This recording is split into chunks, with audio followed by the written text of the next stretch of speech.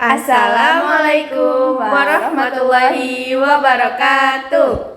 Perkenalkan, nama saya Amanda Delela Fasalina dengan NIT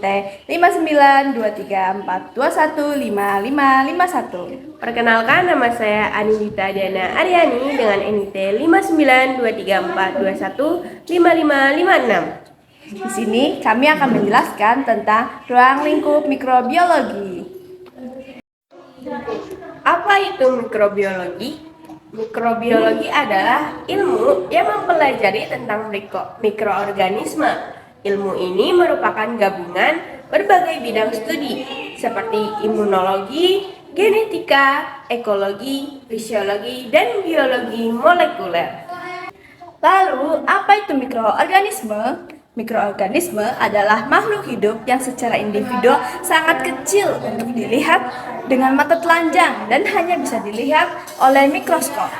Contohnya yaitu ada bakteri, jamur, protozoa, arthropoda, virus, dan lain-lain. Adapun manfaat mikroba dalam kehidupan sehari-hari, antara lain pada makanan memiliki manfaat seperti mencegah pembusukan, menghasilkan makanan fermentasi seperti keju dan tempe. Kemudian pada energi memiliki manfaat gas alam atau metana, etanol atau biofuel dan bioremediasi. Kemudian pada bioteknologi memiliki manfaat seperti pembuatan obat-obatan dan vaksin dan rekombinasi DNA.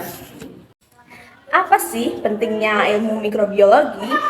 Mikrobiologi memberikan kontribusi besar terhadap pemahaman ilmiah dan inovasi teknologi di berbagai bidang, yaitu salah satunya membantu memecahkan masalah yang memungkinkan aplikasi dan penelitian lintas yang luas. Pentingnya mikrobiologi salah satunya pada bidang biologi dasar berkaitan dengan penyediaan prasarana penelitian untuk penyelidikan proses-proses kehidupan di alam. Hal ini dapat diketahui melalui prinsip-prinsip fisika dan kimia dalam proses hidup. Selanjutnya, dalam ilmu bidang biologi terapan, berhubungan dengan masalah-masalah praktis dan ilmu kedokteran, pertanian, industri, dan lain-lain. Contohnya seperti fermentasi tempe, tape, keju, produksi antibiotik, kesuburan tanah, dan bioteknologi.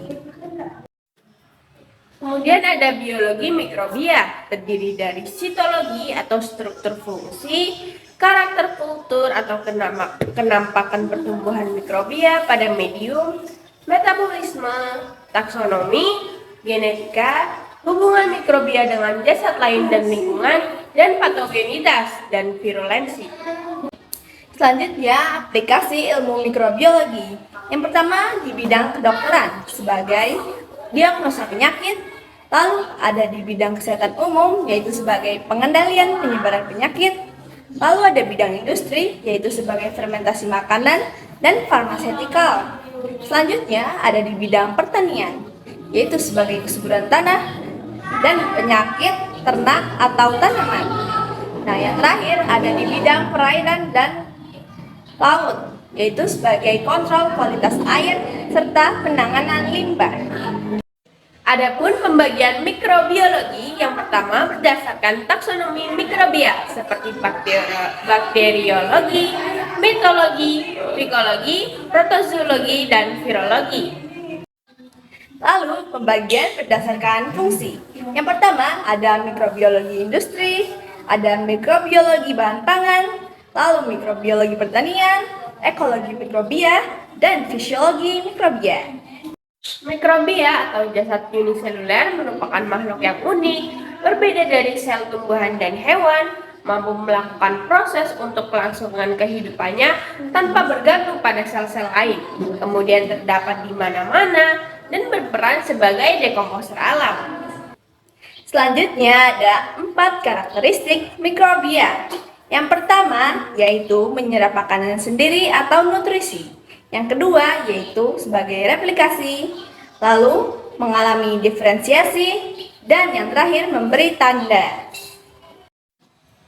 Adapun lingkungan yang memberikan bahan dan tenaga pada mikrobia sehingga mikrobia dapat merakit komponen struktur sel dan mempertahankan integritas struktur sel. Jika gagal, mikrobia dapat mengalami disintegrasi komponen sel dan akan mati. Selanjutnya, sel mikrobia dapat dijadikan sebagai model untuk mempelajari proses-proses hidup. Karena mikrobia memiliki keanekaragaman jenis, lalu memiliki kemampuan tumbuh di berbagai substrat, dan mudah dimanipulasi karena memiliki ukuran yang kecil, dapat tumbuh di mana saja, adaptasi terhadap lingkungan, dan memiliki kecepatan tumbuh yang tinggi. Adapun peran mikrobia, yang pertama, pada pembedah alam memiliki peran perombakan jasad-jasad yang telah mati dan penguraian polutan. Yang kedua, pada pabrik kimia atau transformasi kimia memiliki peran perubahan kimia yang diinginkan atau substrat menjadi produk baru. Dan yang terakhir, pada degradasi substansi alam memiliki peran produk yang berguna untuk jasad tekanan tinggi dan mempunyai nilai ekonomi yang tinggi. Sekian pemaparan dari kelompok kami. Mohon maaf jika terdapat kesalahan kata dalam penyampaiannya.